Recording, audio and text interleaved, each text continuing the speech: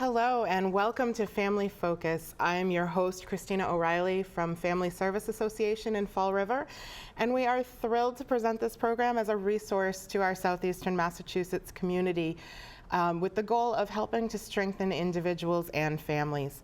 And we thank, as always, all of our media partners. More than a dozen broadcasters carry our show. And you can always find this and other episodes on our YouTube channel, which is FSA Fall River. Joining us today is Amy D'Souza. Amy is a clinical social worker, and she's Family Service Association's Director of In-Home Therapy. Thank you, Amy, for joining us, and welcome. Thanks for having me. Thanks. So we are going to chat a little bit today about both the in-home therapy program that you oversee and some kind of general resource information about families and kids returning to school. You know, we don't like to think of it, but our viewers are seeing this in August, and it's right around the corner that families are going to have to think about kind of restructuring their days and nights and you know, making their whole home ready for a conducive start to the school year and setting kids up for success in the new school year. Yeah, it comes a lot faster than we think, right? Always, always. When you're a kid, you're like, oh, it's forever. And then when you're an adult and the parent, it's a very different story. Yep, absolutely.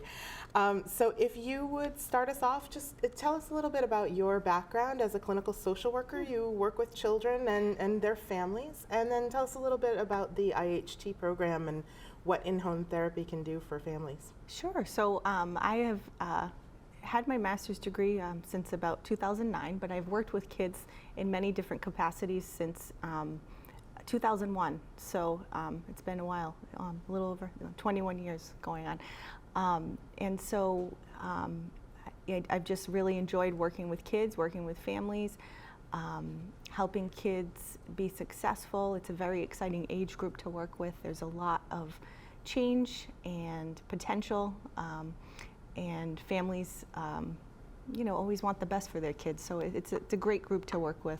And at in-home therapy, we work with from birth to age 20. So it's a wide range, and we serve the Fall River community and New Bedford and the surrounding towns. So, and we've been doing that since approximately 2010.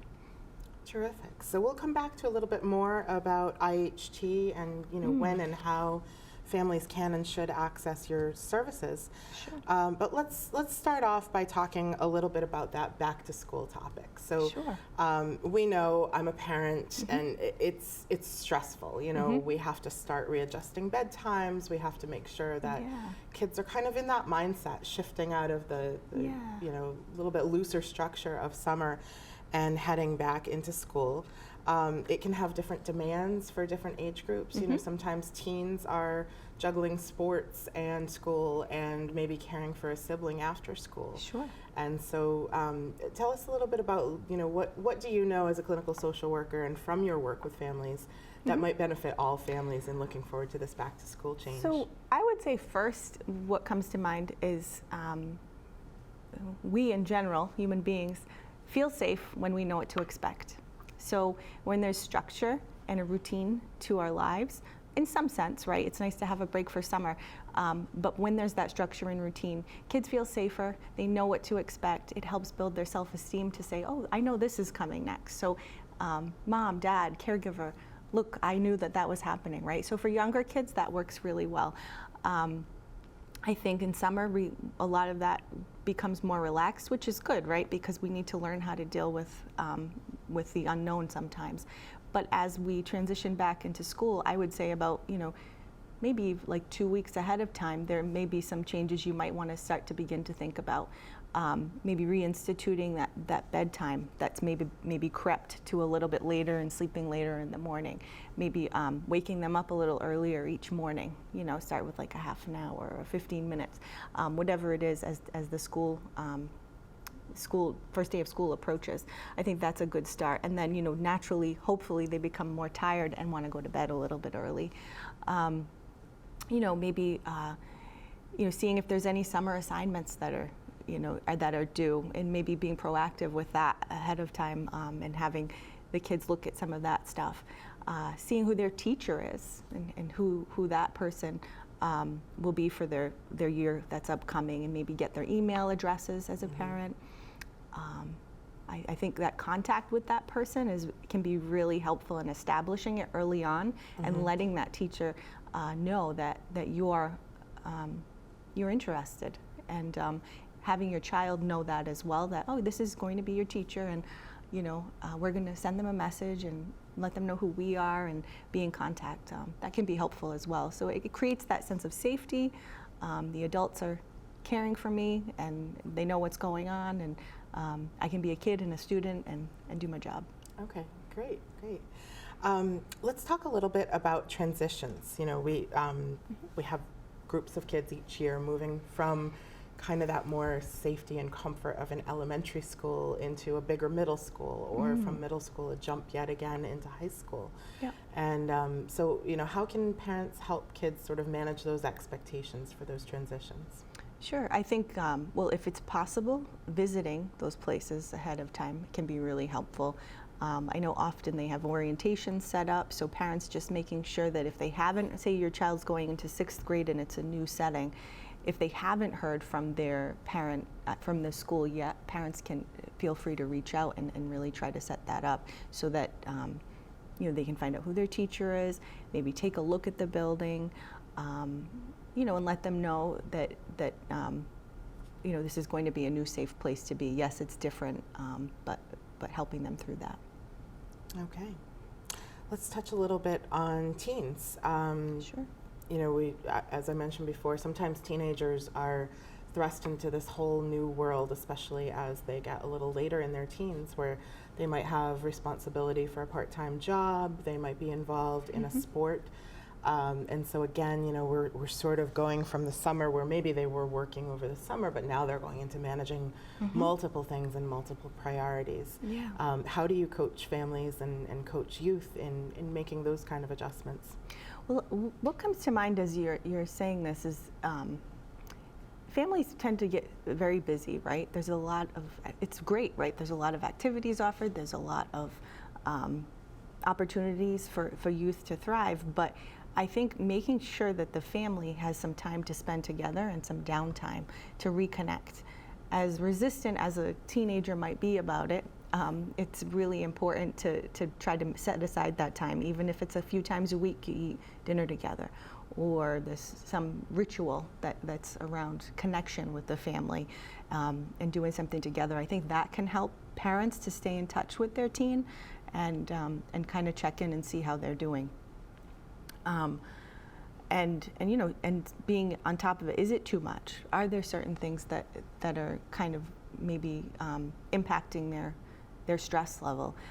So yeah, I would say it's time for connection, time for downtime, not always like, did you do this yet? Help me with that. It really can get kind of, we get busy and then not focus on that important downtime. I like to call it, the emotional piggy bank, and even with little kids, right?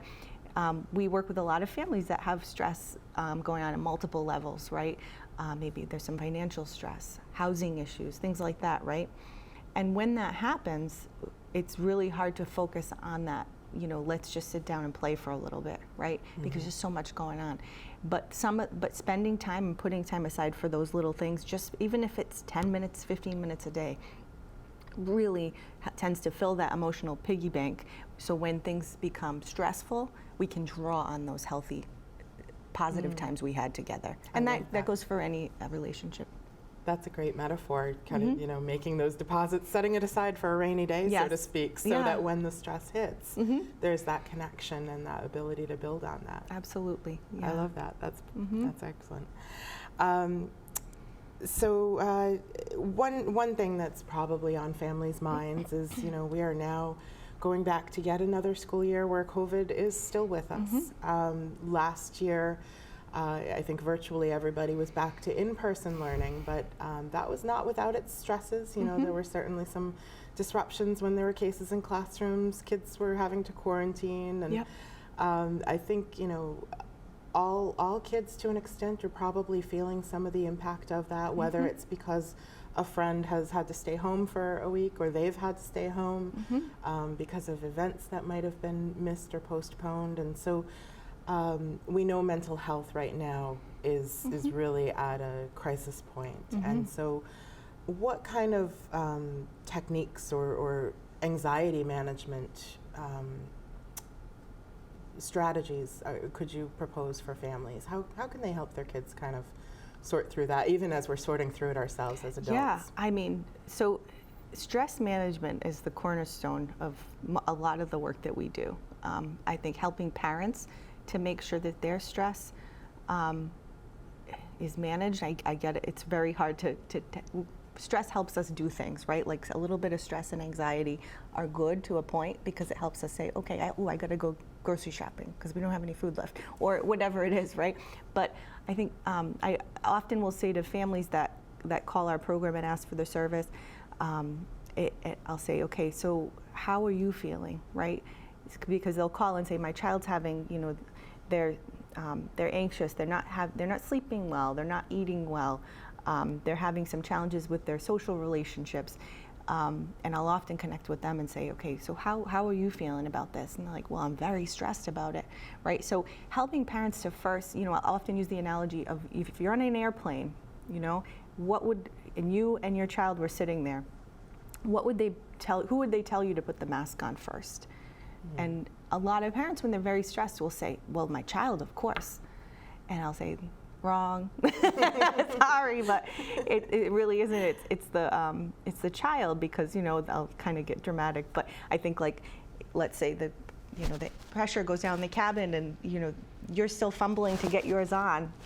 Where does that leave them, right? So I think really you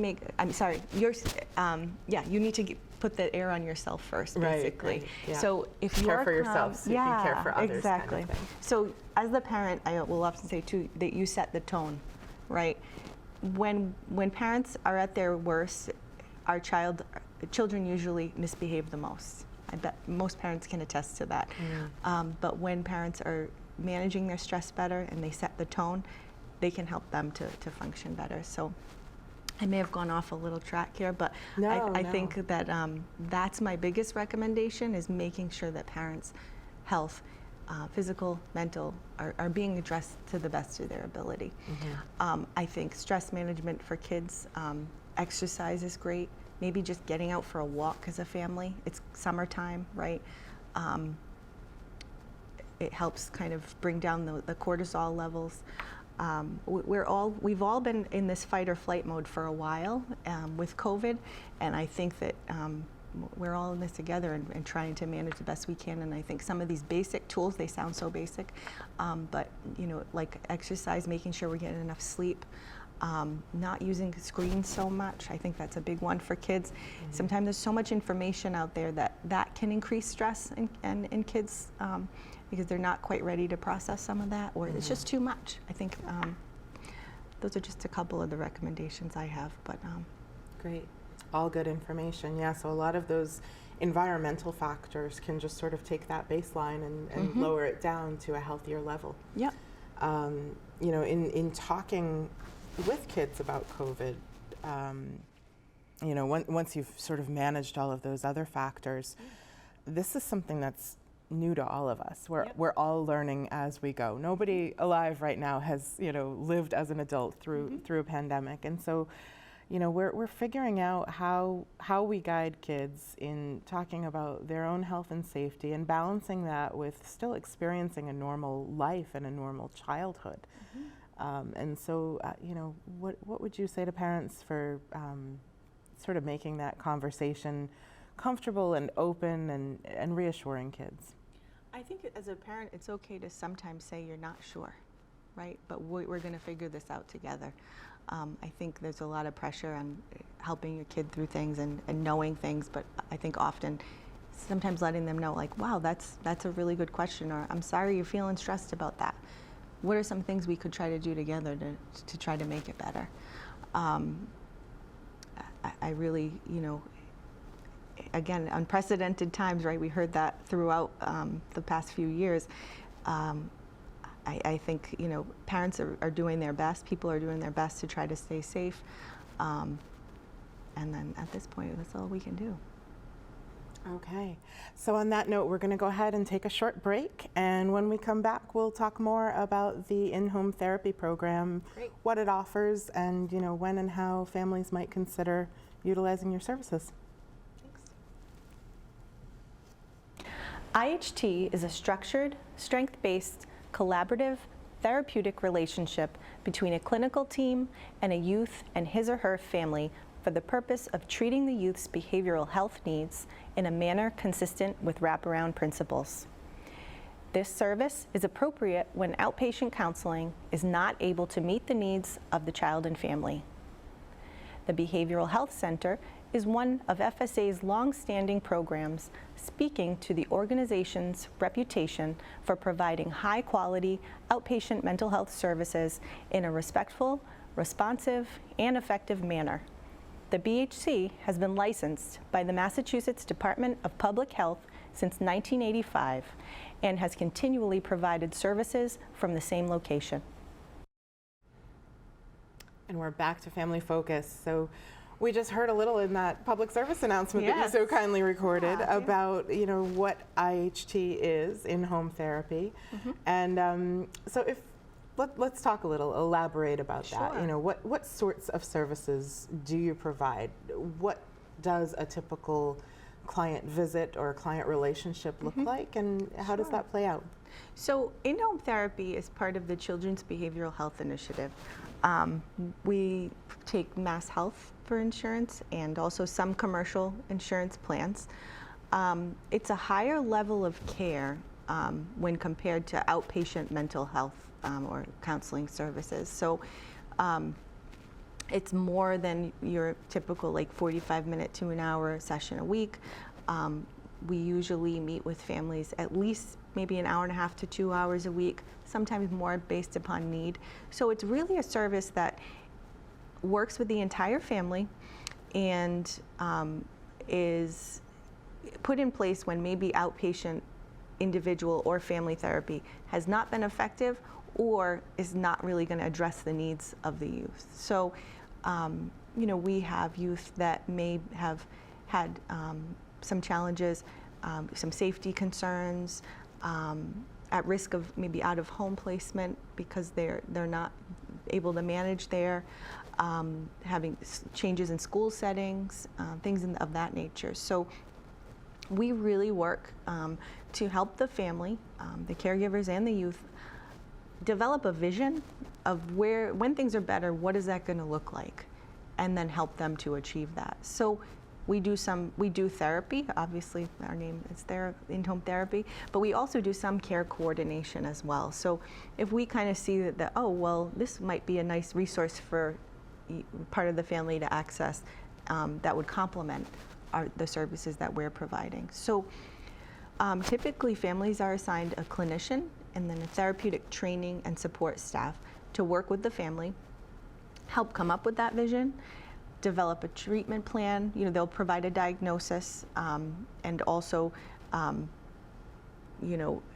the treatment plan will be focused on addressing that vision that the family has. So, it might be, I'd like my child to attend school regularly, feel less stressed, and for a family to be able to, have one activity a week together where we don't fight. So then we kind of tailor our treatment plan and review it with the family, and so that's kind of how we get started. And then as we move along, we follow this high fidelity evidence-based model called wraparound, which is part of the Children's Behavioral Health Initiative. But there's a lot of nice little sayings that I like to remind people of. Is we kind of start out and come in and help families, and we say do for, and then do with as we're moving along, and then cheer on. So we ultimately want to, kind of work ourselves out of a job, and help families have a sustainable plan that works for them for the future, and get them connected to the supports that are already in their lives, maybe more, that are natural supports, and maybe some of the formal supports they could need along the way. So it's using the family's strengths to address their needs as well. So it's really, wraparound's great. I've been doing it for a very long time. I think it works really well. Families are in the driver's seat, and we're kind of the treatment team's in the back saying, well, what about this? Or, we could look at that way, But ultimately, they know their family and they know their child. Yeah. And so that's how that. I like that that philosophy or that model. It's sort of do for, do with, and cheer on is essentially the goal of what a parent is doing for their child too. Very early on, we're doing for, and then instructing and guiding with the ultimate goal of cheering them on. Absolutely. As they mature. So how do families access your services? Talk to me a little bit about that. Is it typically through a referral? Can families just contact you and self-refer? And then, and also I want to go into a little bit what happens afterwards and kind of that interrelationship with the behavioral health center. Sure. Once families or the child or youth has reached a point where they can kind of continue on with just some outpatient therapy. Yeah. So we receive referrals from multiple sources. Primary care might identify that they could benefit from this service, or maybe Child Protective Services might say, well, this could really help your family. Schools sometimes refer, but families can call themselves and refer themselves. So there's not a need for that external referral that sometimes is required for other services or specialists. This is really just like, you can call our number that's on the screen, as you can see, and just ask for in-home therapy, and they'll connect you to me, likely. So it's really a voluntary service. I can't say enough great things about it because I've seen it really transform and help a lot of families in our community, and get connected to the supports they need. So as far as transition and our behavioral health center, if a child already has an outpatient therapist, we can still be in place with them. So they can keep whoever they have and have in-home therapy as a complement to what's already in existence, if there is anything. Okay. So sometimes when we're midway through treatment, if the youth or family members don't have an outpatient provider, and we determine that it's an appropriate transition to that less restrictive level, or less intensive, I should say, level of care, then we would refer maybe to our behavioral health center. And we have a new children's clinician over there. His name is Jack, and so we're starting to take more referrals now for kids. So within home therapy, we sometimes, that's our transition plan often to a lower level of care.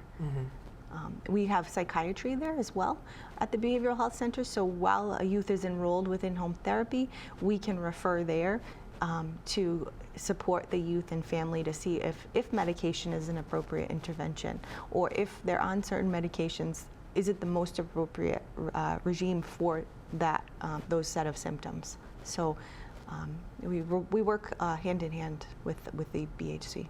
Great. And I just want to sort of back up for a moment to earlier on, you referred to the in-home therapy services are available from birth to age 20. And obviously those things look a little different. So, when might a family sort of identify a behavior need with their younger child versus their older child, and when might it feel appropriate for them to seek out in-home therapy services? So oftentimes, I'll start with the younger age group, because I think that's often, it's when behaviors arise at that time, right? There's a lot of leeway for what's developmentally appropriate, right? So sometimes families will call us and say, well, this is happening, I'm not sure, someone told me this was really a behavior I should be really concerned about. So sometimes we work with families around that, like what's within normal limits of development. But I would say it's not common that we work with from the ages birth to 3. We do get referrals on occasion. It's oftentimes we're going to be doing a lot more work with the parents on setting like a schedule, a routine, education on developmental stages, what's needed at those stages from the caregiver. And then I would say it's more common that we get ages 3 and up, because they start to become more verbal. Maybe they're starting to go to preschool, and the preschool has said, oh, well, you know, maybe they're at risk of being asked to leave the preschool. Sometimes we get referrals for families that need that assistance. We help connect them to the, you know, there's a early childhood consulting program that that can help along with us. So we help them get connected to what's going to help that youth be successful in those settings, and as they start to go more into the community and educational settings. And we also, again, will educate the caregiver on what is within normal limits for that age group, because it's very broad. You know, like children, my daughter's pediatrician explained it to me in a really nice way, is like, we all have a bucket, right? And we can only put so much energy into certain tasks at a certain time, right? So, you know, say some kids might talk a lot more before other kids, but those kids are more physical than the ones who talk. So you can kind of see, and then eventually they sort of will catch up, right? But it takes time. So helping parents, you know, again, maybe help reduce their stress, and so that they can be present and help their youth through those stages and get the support they need. So that's kind of with the younger one. Okay. I don't know if we have time for the we've got a brief time. If you could elaborate a little on teens. So teens are a little more challenging. Might be a little more visible there. Oh, it's going to be a lot. And it's visible, but it's a little different, right? So with the little ones, it's definitely visible. But with the older ones, you know, it might be more of an introverted sort of, there's a lot of, you know, symptoms related to a depression, which as kids get older, it's going to be more withdrawal, isolation kind of stuff. When they're in the, you know, latency age, 8 and 11, kind of 12, it might be more irritability. So we might work with kids on that, on coping skills and families, on how to help them be successful. I think engaging the older teens is a little more challenging for our program. We do work hard to do that and to get them invested, but ultimately we really need their buy-in as well for us to remain working with them. But again, it's helping them. It's a little different, right? It's more of the launch from the family as opposed to the connection. Yeah. So the bottom line takeaway is it never hurts to give you a call. Never, and no. You can help sort of determine what's an appropriate course of action. I often triage, like people call me and say, well, this is what's going on, that's what, okay, well, you don't really need this, but how about this? So always call and ask questions, and I can help connect people to the most appropriate service. So. Great. So with that, we are down to our last little bit of time here. So thank you, Amy, for joining me today, and thank you to our viewers for sticking with us. And we hope that you got something helpful and useful to your family out of this program segment. As always, you can find all of our resources on our website, which is www.frfsa.org. And we thank you again and look forward to seeing you next time.